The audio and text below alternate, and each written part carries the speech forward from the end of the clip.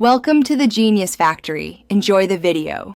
You start by selecting the clip and placing the playhead where the zoom should begin. Open Capcut's keyframe button and add the first keyframe. This locks position and scale values. Then switch to transform controls and set an initial scale and position that read as your baseline. Once done, move the playhead a few frames forward to create space for motion.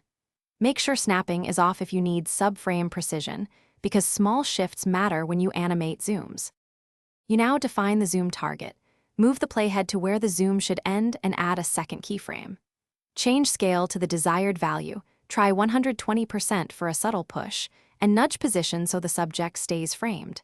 To make the movement feel natural, select both keyframes and apply ease in or ease out, or manually edit the Bezier curve handles for timing control.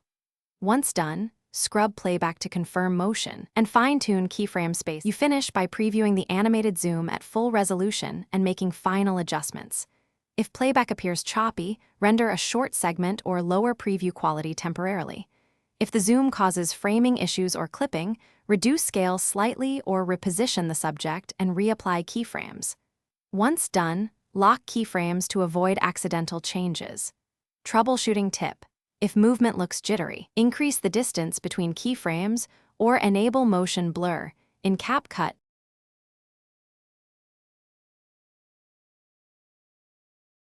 Thanks for watching. If you found this helpful, don't forget to like and subscribe.